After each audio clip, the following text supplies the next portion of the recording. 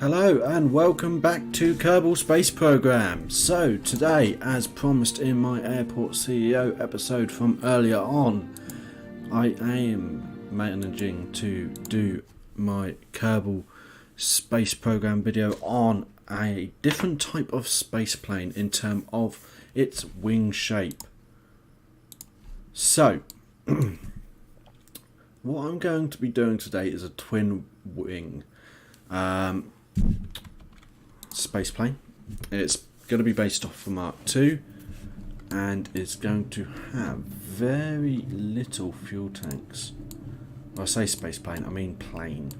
It may not entirely be orbital. It might be a suborbital space plane. That might be a good idea. So it's going to be very much a passenger plane. So just before we get on, which I've already started by the way, as you can see, I have a new microphone. For any of you that did not watch earlier's Airport CEO episode, so I would love to get your thoughts on the sound levels. For some reason within my build at least,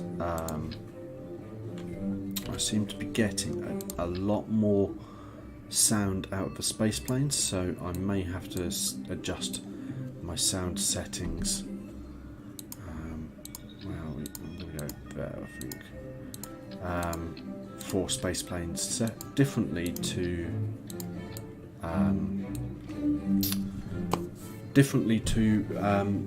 rockets. There you go. I'll get my words out eventually. So let me know your thoughts on the sound, please. Very much appreciated. And also, so I'm just sort of guesstimating here the size of this. And yeah, any feedback much appreciated. So let's get on here. So this type of plane is in terms of its wing, let's call it wing architecture, because you know, it kind of, we can relate to that term, is it has, so it's a biplane basically, but the top wing points backwards like a standard plane wing, but the back wing actually starts much further back and then moves forward as you go out towards the tip. And the idea is that the tip is then in line, and then you join them together with some sort of joint, really. So it could be a flat joint. In this case, I'm going to actually put some engines there. Well, I'm going to do a joint, and then I'm going to put some engines on the outside with a decoupler. So this is going to be a 1.5 stage space plane, for lack of a better term. So so this is all guesstimated so far as to whether or not. So I'm doing really well here to begin with, as you can see. No, don't want to do that. So there, and then what's going to happen is this one is actually going to do this. So as you can see, they're going to come out and they're going to be very much like that. Alright, so I'm going to get these wings built first. So as you can see, like so. Now, so what I need to do here is move these forwards, because as you can see, although having said that, once I got my engines on, which are going to be rocket engines, I'm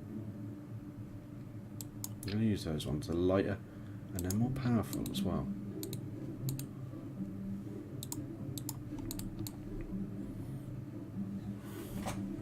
So I'm actually going to leave those where they are for now. I'm going to this a bit better lined up. There. So I'm thinking with Sunday's live stream, it's going to be Kerbal. There is going to be some Kerbal element to it, at very least. So as you can see, they sort of line up now. So that is the sort of shape you get. You can also do it the opposite way around. So the bottom ones point backwards and the top ones point forwards. For this one, I'm going to do it this way. It kind of looks a bit more, I don't know, faster.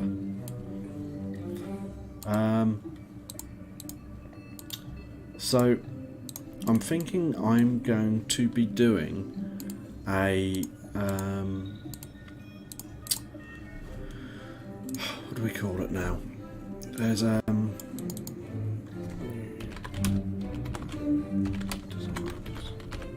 going to be doing a similar sort of plane to this, but it's going to be something similar if I can find. So let me try and find one online. So it's part of the NASA Future Aircraft program, okay, and it's basically a group of tests and made up of different companies and NASA to basically work out really new, efficient, improved airplane designs for the future. So let's have a look. So there is actually a picture of the plane that I'm emulating here in the nasa.gov website, and it is under the page name of greener aircraft. So the idea is they're making planes more efficient, less fuel hungry, and just better in most way. And this type of wing was actually part of Lockheed Martin's concept, which used a traditional style hull or fuselage in the same style as what we're used to today. It uses this type of wing with the bottom being the forward wing and the back wing. So this wing is moved forward, so this wing is on the bottom and this wing is on the top, but it actually meets above the fuselage.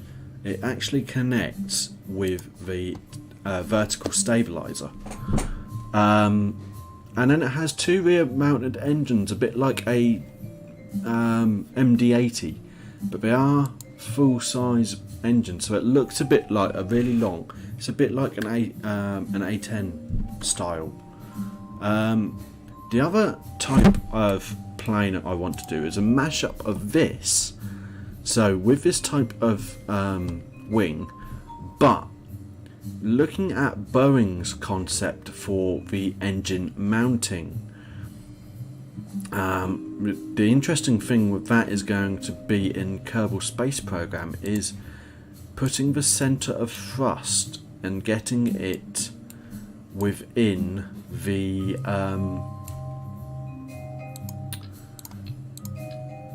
so getting it within the what do I call it?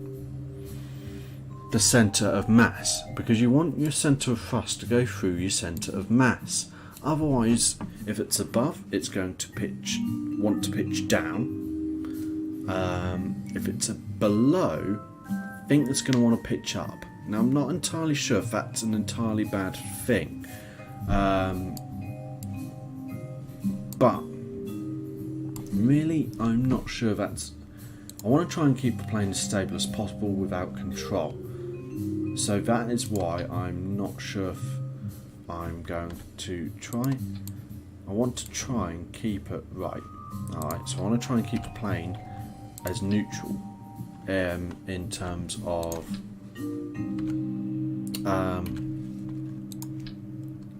just in terms of actual flyability. Alright.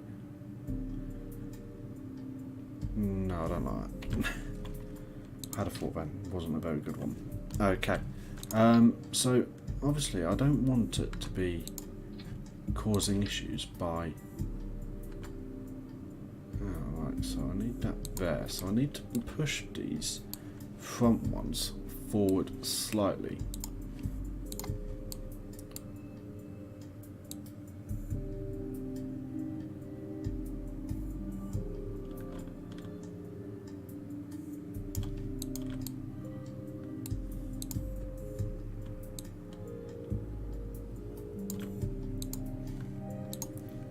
What is it? Absolute local, maybe.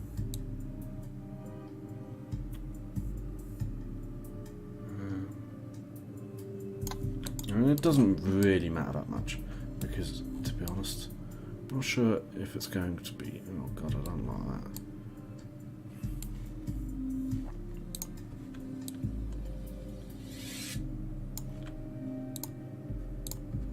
So we can get these to line up.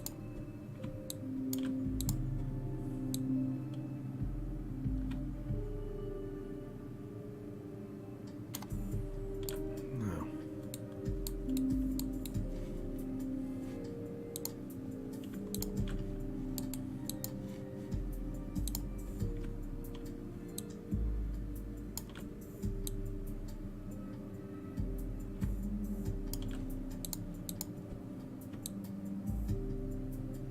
Wish there was a way of making them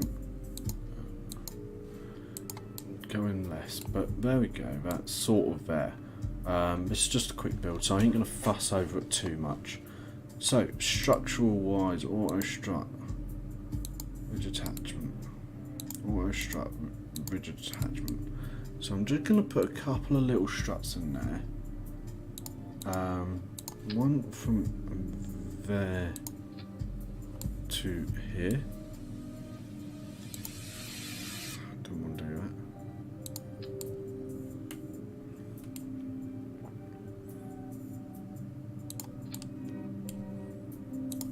To there. And then one from there.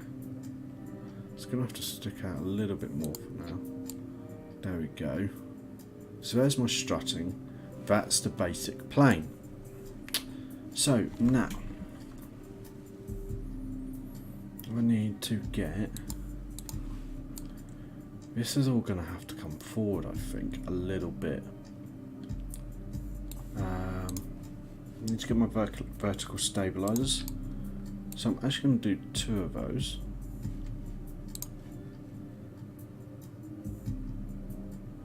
Like so. Okay. I'm just going to change that back to the type. And then I need some control surfaces. So we're going to be using, where are they? The angled control surface there.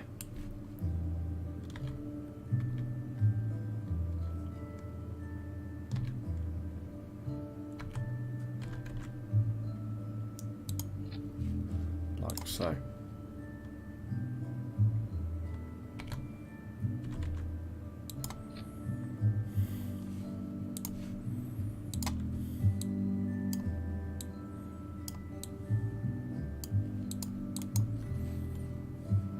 One more.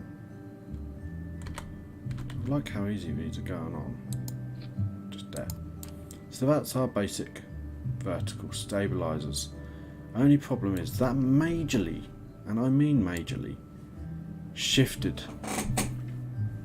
our control surfaces forward, our center of lift backwards. So what if I...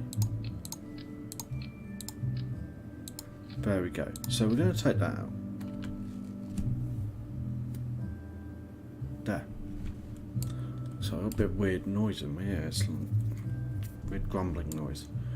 So there's our centre of lift. Not the neatest plane in the world, but it is a quick video. We're already coming up for 15 minutes. We haven't even taken off yet or even finished. So I want to get this finished today. So there we go. Okay.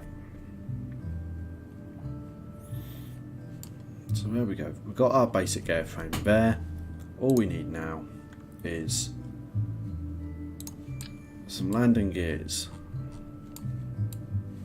So a single one there. And I am going to put 1, 2 even. There. Like so. So I think we're now ready to test flight. So we're going to be looking at the handling characteristics in this flight, and then we're going to be looking at manoeuvrability to see how, obviously, how well it turns, because obviously it's right. Okay, so yeah, I forgot to put them on. So we don't have thrust vectoring, which so it takes off well in current mode. Alright. It turns slowly, so I may think about adding some canards on the front.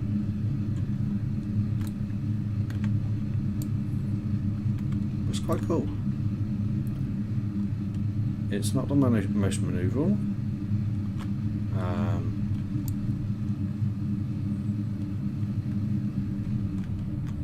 So I am going to slow us down now, because we have got quite a lot going on here in terms of speed. I'm just going to bring this round and try and land us. So as you can see, it is flying at 132 quite nicely.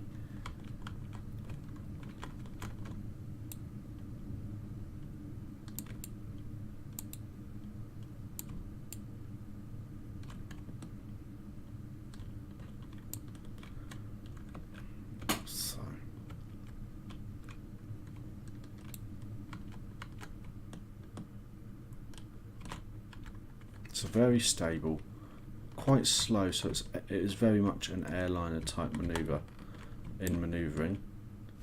And we have landed, brakes on, disable steering just for now.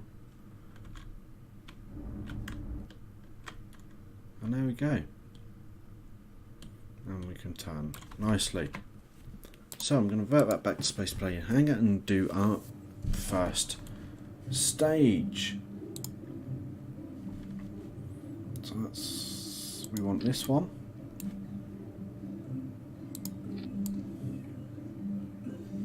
We also want to make sure that it's okay like that. So I'm just going to get our weight and that on. Might be that we can actually think about adding back that lost air to, but it only gets 200. It only gets 2 air. I want as much air as possible, so that gets 5 air and 150 fuel. All right. So I'm gonna put one of these on, and we want this one. So it's gonna be a fast plane, and then I'm gonna go and put another one on.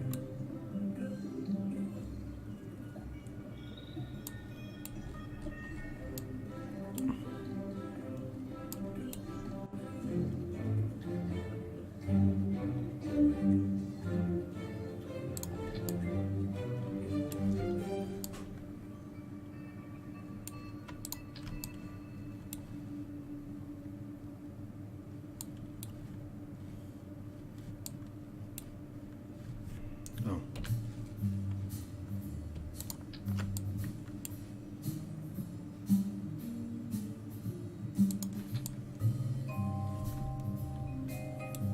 So powerful.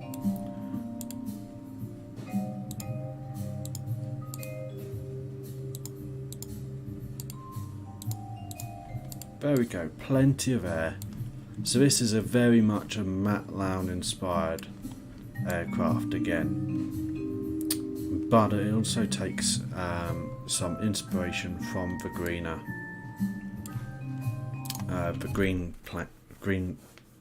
airplane initiative from NASA, especially with the Lockheed Martin design, at least anyway. So go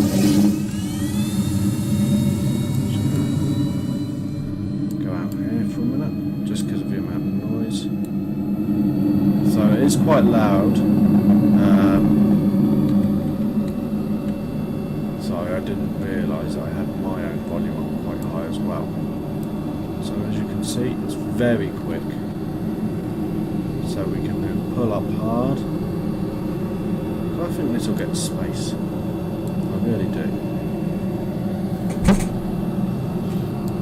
So we're already over 500, 600, 650, 700, 750, 800,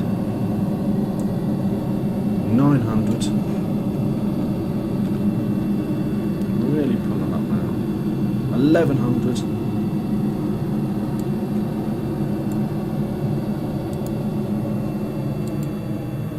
Barely even touched that fuel. And we are 77, 78,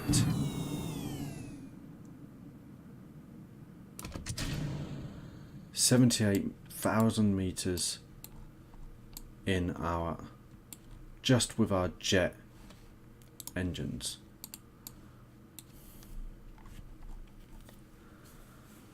So I'm just going to do this the easy way and get Mechjeb to circularize, create and execute. So we don't have enough delta V yet to execute a orbital flight, so it will be a suborbital flight. And as you can see,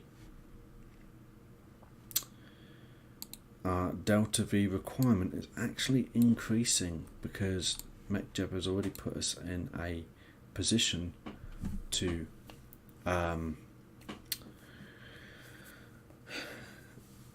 maneuver.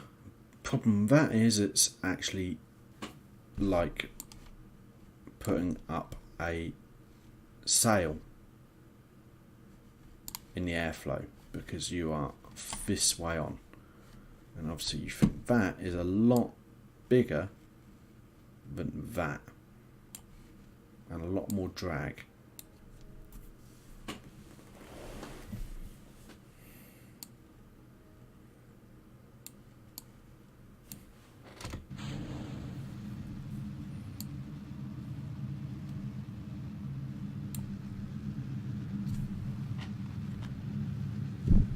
So why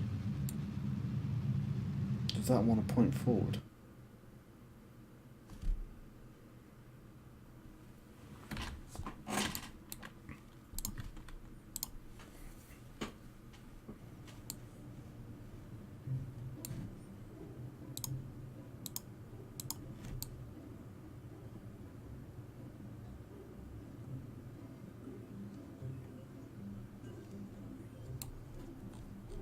No gimbling. Right, so I'm going to actually change those for engines. So that's 310, 250 to 320. So for what I'm actually using, these would be better. Just going to make sure there's nothing else. It's their 310 as well. F315, 340, so they could be good actually, two of those. They only weigh a ton, they are less powerful. So let's give those a go, shall we? A couple of aero spikes, okay, so we have that. Do these give... No. Don't think we do anyway.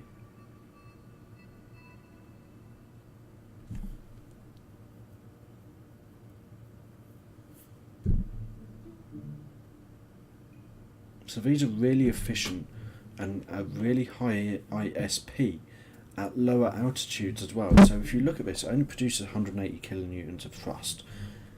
But, so the engine ISP, which is basically like its miles per gallon. Okay, so the higher the ISP, the less fuel it's going to use for the same amount of thrust. But what happens is that actually changes over whether or not it's at as altitude actually. So at sea level, this engine has an ISP of 290. In vacuum, it's 340. And obviously it progresses from 290 and increases up to 340 in space, the higher in altitude you go. So if we take a look at that, okay, so that's a very, very similar numbers. Let's then look at the Terrier. Now this is a small engine that produces 60 kilonewtons of thrust.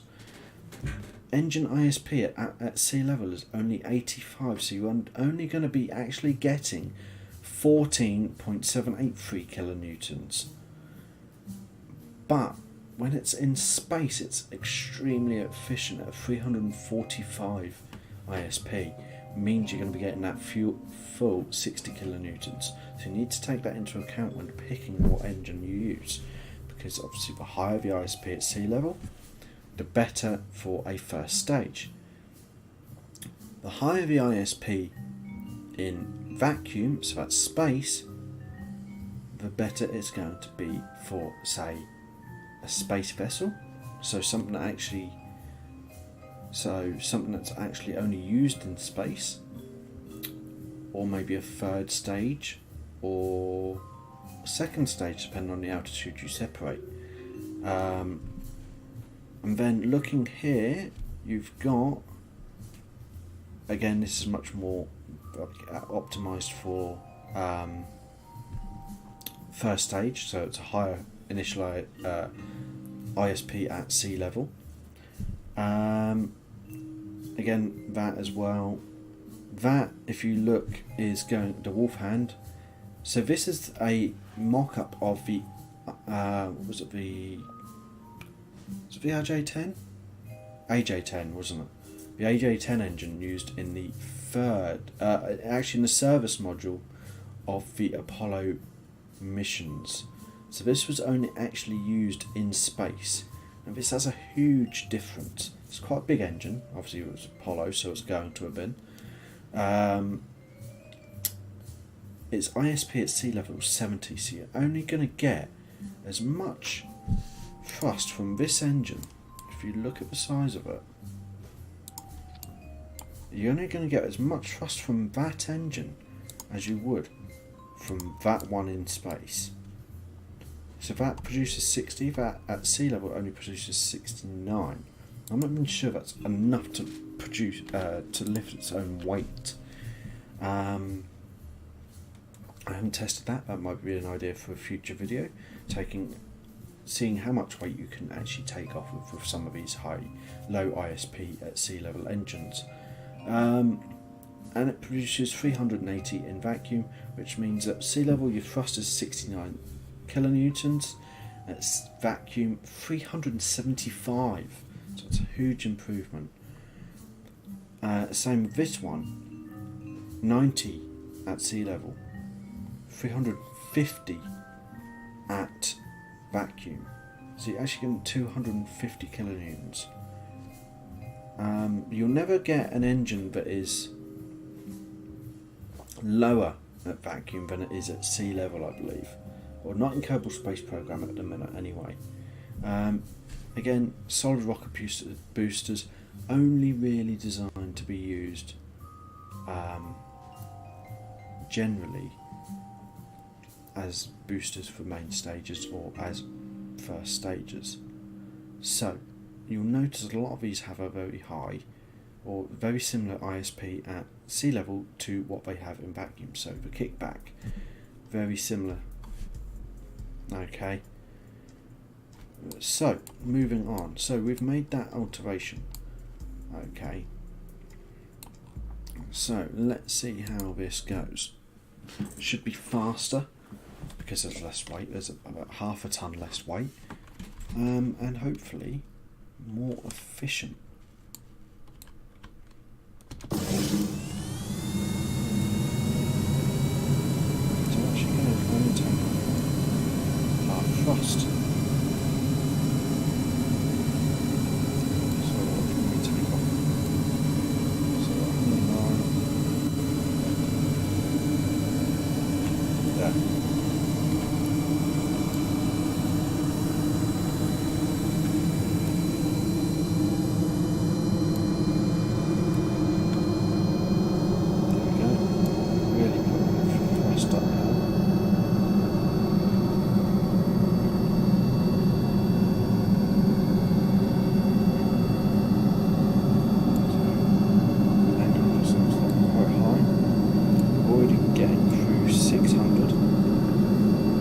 second. So, if you want to know what 600 meters per second is, I'll do 500. 500. That is equivalent of 1,118 miles per hour.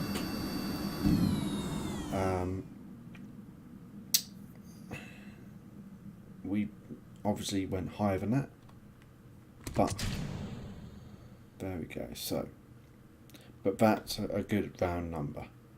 Okay, we can also put kilometers per hour.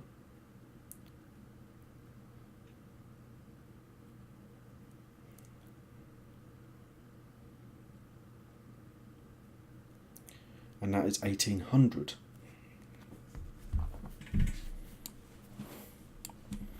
So, just going to let this come up through the atmosphere before we do our manoeuvre.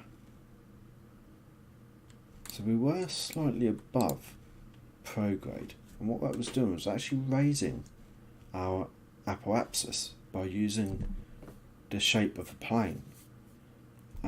So it's still ever slightly climbing. Not fast, but it is a climb. So now we are creating that node, and we're still not quite got enough. But I am going to execute that node now.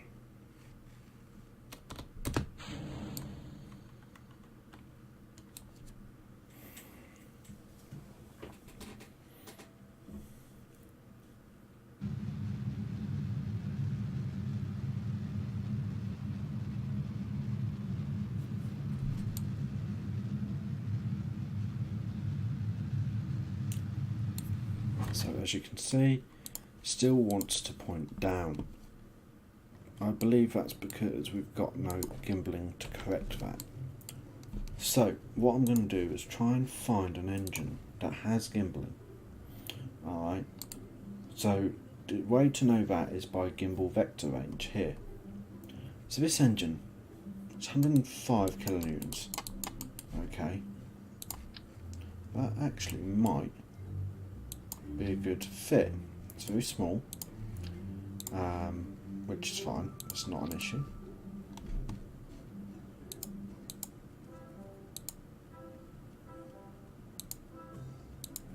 It has fuel gimbal, it has gimbaling. Okay, so I'm going to give this engine a try. It's got moderate veer. So no, I'm actually not. I'm not sure if a Terrier will be enough. It's got great vacuum optimized engine. It is a great optimized engine for vacuum. These are going to be too big. I think the Poodle's definitely going to be too big, yeah. They're not a small engine. And that's just too small and doesn't produce that much ISP. So let's give this a go and find out if they are powerful enough.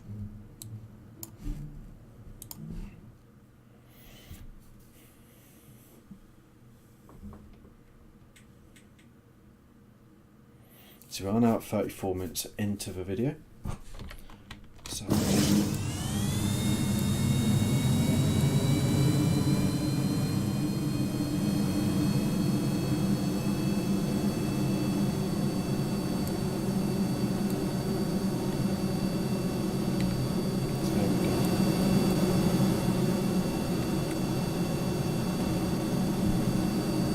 pitching up now.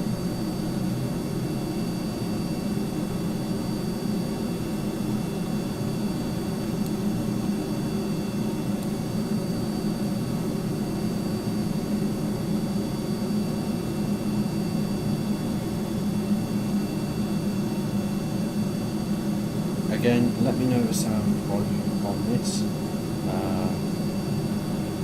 Not really sure what's being picked up on microphone sound wise either. If any of you, actually that's a point, if any of you know of a way to get the microphone to ignore speaker sound, I'm sure back when I was first getting into computers, there used to be a tick box in the sound settings that you could click and it would basically mute the speakers, but only for the microphone. So if the microphone picked it up, it would ignore it. And I was wondering if anyone knew if there was anything that could do this, because I don't really want to have to always wear a headset. I don't find them the most comfortable. I have one. I have a Corsair Void. It is quite comfortable, but I don't always want to wear it.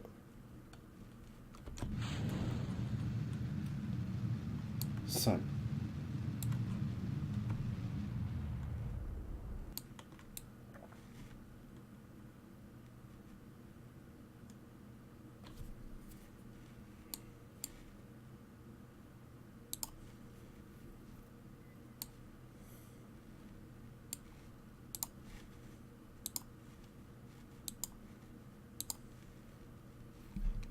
according to this,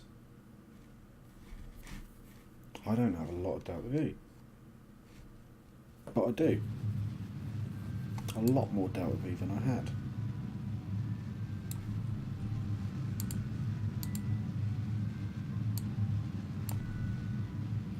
So this is a nearly orbital plane.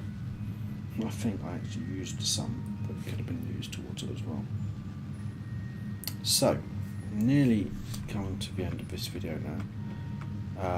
Again, let me know what sound quality is like. Sound levels if the game's a bit loud. I've got volume quite low on my speakers to minimise the amount of pickup from this microphone. I'm probably going to do a video over the weekend. It's just going to be a webcam video, and it's going to be describing the setup that I have currently. Again, that is going to all be getting upgraded, so obviously I've already started with the microphone. I'm probably going to be looking at getting a new mouse next month, and maybe a new webcam as well. As much as the one that I've got is full HD 1080p, I'm just thinking it'd be a good idea to go for something a bit nicer. It is an Advent one that I have, but Advent, you can't even find their website anymore. It looks like Advent was actually a Curry's only brand, so I don't even know if they had a proper website. But I cannot find updated drivers for or anything like that. So I think it's now a good time to go for something better, maybe a Logitech, is it C920, 620, something like that. I think I'll be getting one of those, getting a new mouse in the very near future, maybe this month, maybe next. And I've got my MOT, so if there's anything wrong with the car, then I'm going to have to pay for that first. If not, that'll be pulled forward to this month. So I've seen the Corsair Glaive mouse. Headset I'm fine for, but again I'm going to go into more detail with this. Monitor upgrades are on the horizon potentially as well. I'm just waiting for a policy to come back in at work for our staff purchase. Other upgrades as well with regards to my PC. I have just rebuilt my PC. Again, I'll go into much more detail with that soon.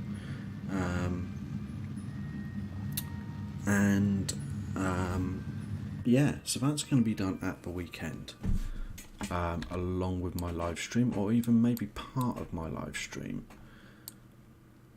So that is there. Okay, actually no, it won't be part of my live stream because I haven't got a Stream Deck, which again down the line will come into effect, I believe, as well. So there we go, that's where we are. We just needed a little bit more Delta V and then we could have been orbital. So what I'm just going to do is let this come back into the atmosphere now, which it already has begun to do. I'm going to try and keep this high. reason for that is I want it to sort of skip across the atmosphere a little bit and slow down a bit more gently.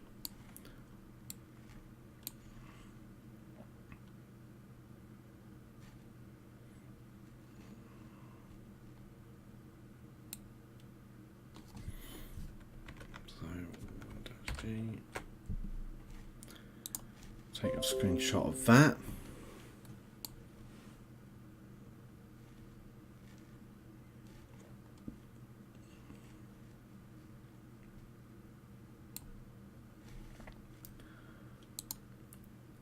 So I'm just going to let this sit and do its thing. Obviously, as you can see, we are slowly approaching the heat. Obviously, we're now starting to get a bit of heating now. Still to 2,245 meters per second. So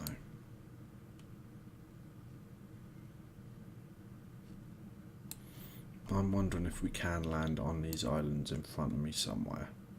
I want to try and land it on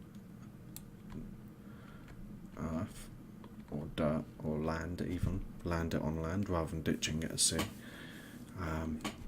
So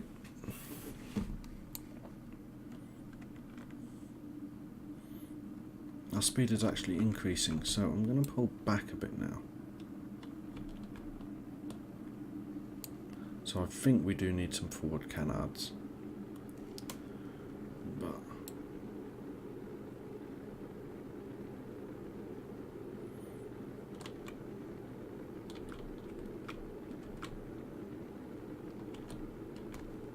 I think I need a bit more control authority on these. There we go. So pulling back firmly to try and pull some speed down.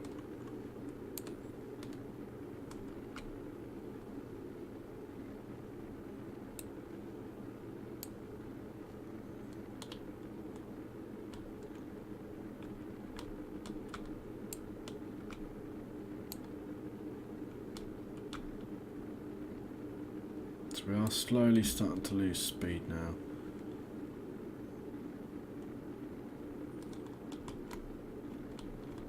Just going to try and pull in, come in here. It looks like there's a lot more flat land here.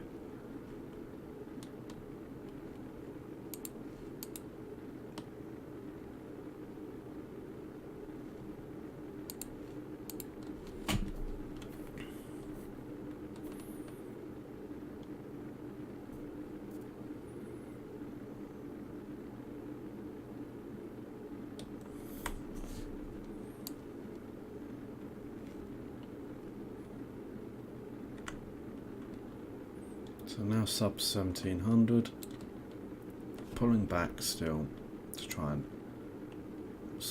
not only slow us down, but in order to actually give us some angular torque to pull us up this way.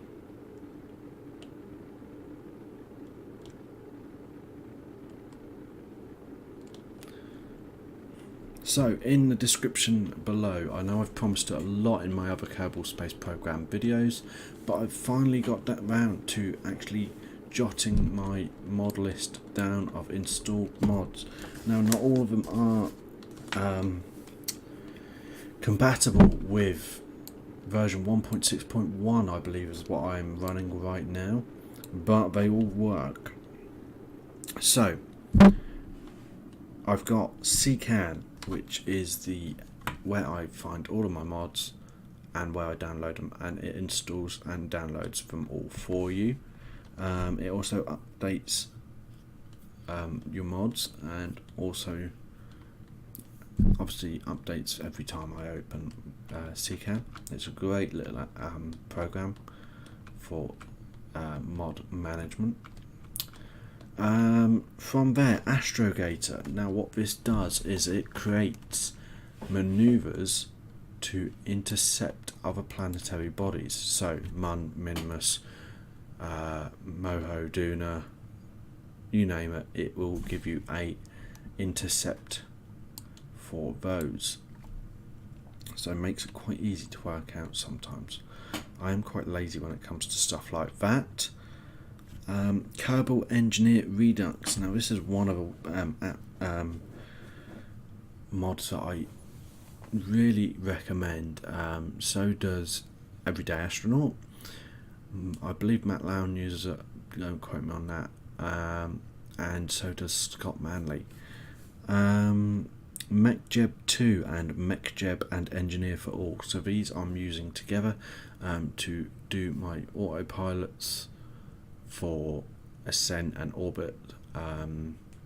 Also does my maneuvers for me, so it does lots. So I've got it here. So I've got aircraft approach and auto land, or aircraft autopilot, ascent guidance. This will launch your rocket. Obviously you stage it yourself, or you can get it to stage. So it will. You can program this to get you into orbit. You can tell it how to get to orbit, what height, what inclination, what angle of attack to use, force rolls, throttle limit. So if you're using like realism overhaul, where if you drop below say 10% thrust, the engine cuts out, it will keep your throttle above that. Limit Q, so obviously max Q is maximum aerodynamic pressure, or maximum dynamic pressure, and it is the point where there is the most air pressure on your rocket when launching. So you'll hear it a lot in SpaceX, where every launch will tell you reaching max Q, or maximum dynamic pressure, and the engines will tend to throttle down to keep that pressure to below a certain limit. So if you want to do that, you can actually click on there and set how many, is that pascals, the limit measurement, I'm not certain, but it will basically limit that pressure. So if you get above this dynamic pressure limit, it will reduce your thrust to keep it below. It will also prevent engine overheats. You can auto stage, so you don't actually stage it yourself, and you can also tell it what stage to stop auto staging. It will deploy your solar panels, your antennas for you, and you can auto warp, so obviously it will do your burn to get up to your orbital height, and then once it shuts down, it will auto warp to the next maneuver to circularize your orbit, and obviously to create the orbit itself, actual orbit itself. So lots in that one. Attitude adjustment, again, loads of adjustment here. Look, don't actually use that one myself, probably couldn't if I wanted to.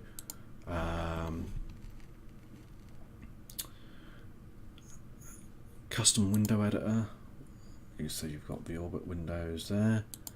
Docking autopilot, I use this a lot. I can't dock to save my life, really handy. Flight recorder, obviously all does what it says on the tin. Landing guidance, so you can actually set it to guide a landing. Maneuver node editor, don't use that one again, but it is what it is. Maneuver planner, so you can tell it to do all of these things. Really handy to plan maneuvers, and you can tell it when to do the maneuvers or at what point, and also create it and execute it or what have you. RCS balancer, don't really use this one, but we have it anyway.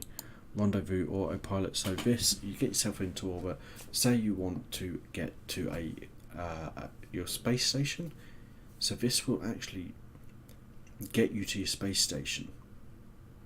Okay, you select it as target and then does it.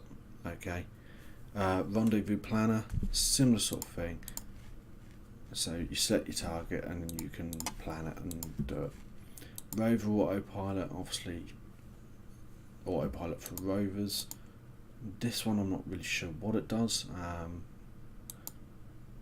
Settings, obviously you get your settings. That, I know Scott Manley has used this before because he's actually used Mechjeb himself. What each thing does, I have no idea. Smart RCS, so obviously it sets it so the RCS throttles when engines are offline. So if you've not got engines but you've got RCS,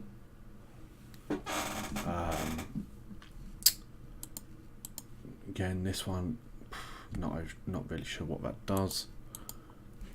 Utilities, again, limit Q, prevent engine overheats, all of these, jet safety margin, manage air intake, smooth throttle, differential, loads of other things again. Alright. Warp helper, so I assume that's to do with you can warp to certain points, look. Delta V stats, so these are all your delta V's, how much thrust you produce, and then surface info, so that's your altitude, your surface speed and all that. I use orbit info quite a lot, which is this one, obviously orbital speed, apoapsis, periapsis. Again, a lot of this information is also up here. This is Kerbal, engineer redux, all part of it. Again, this has loads, but again, I only use very limited bits of it. So yeah, eccentricity, inclination, angle, prograde and all that. Vessel info here, so max acceleration, so the amount of acceleration you can produce at that point. Current acceleration, your maximum thrust, your weight of your vessel. TWR, so this is really important. So you need a TWR of more than one to lift off in a rocket.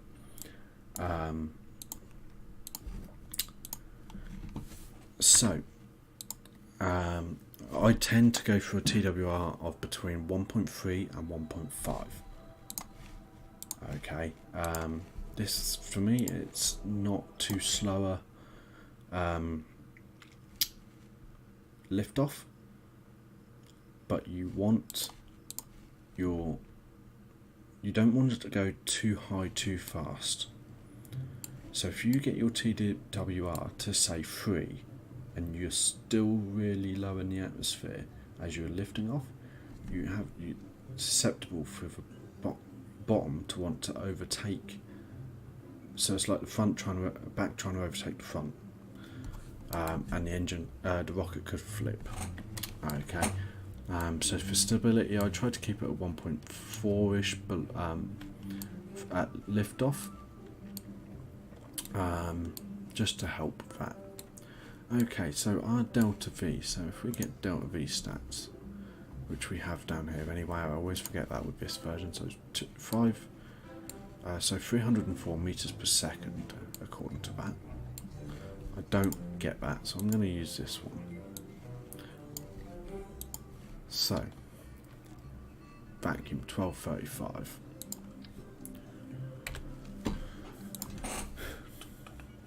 Let's try these. 1127, 2 of them.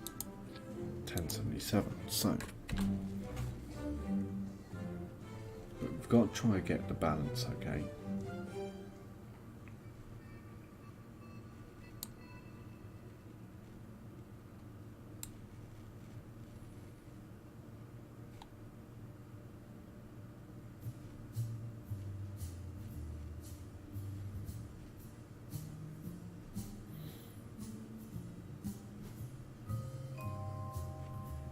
.45.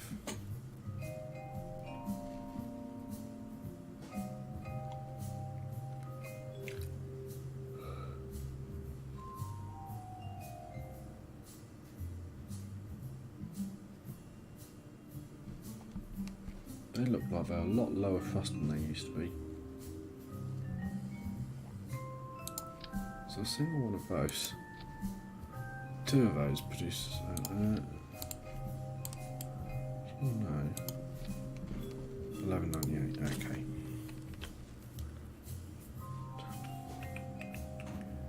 So these are actually really good, look, 300. But they only produce 1050.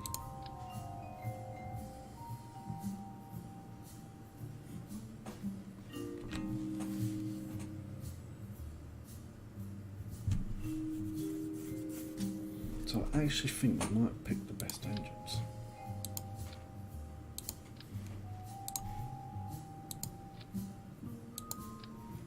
$13.33.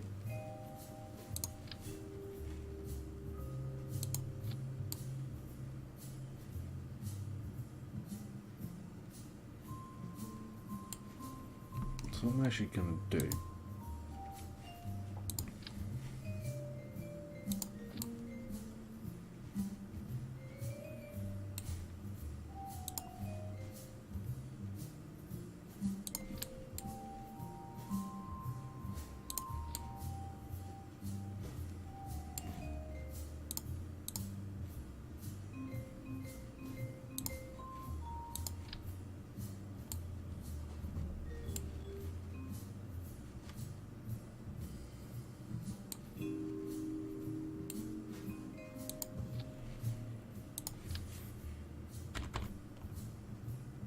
is that.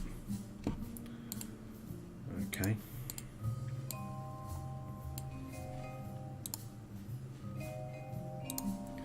And then from there,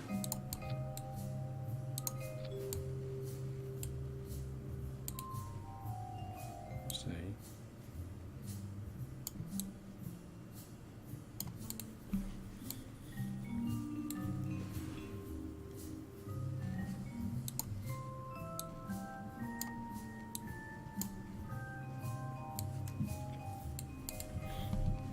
So we should have another 800.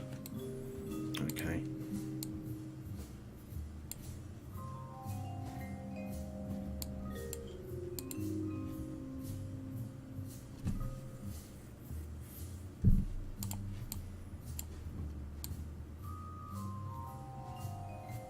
So, right, we're now at an hour, so I'm going to call it a day now. I hope you enjoyed this video. I'm going to save this as well, so Spaceplane 2. Spaceplane 2. Let's save that. Okay. Hope you enjoyed the video. If you dislike this video, you know what to do. If you did, cool. So click the like button below. Be much appreciated. If you want to see more from myself, please do subscribe and click the little bell to make sure that you get notifications of new videos. And any comments, any constructive criticism, you know, any discussion points you want to talk about, please do put them in the comments below. Any other comments are also appreciated, and I do respond to all of my comments so far. May not always be straight away, obviously work and other commitments do get in the way of that, but I do my best and I will reply, unless you just, unless it's completely disrespectful and I'll just delete it. But I am up for a laugh and a joke, and also any constructive feedback. Thank you very much for watching. I hope you enjoyed this, and goodbye.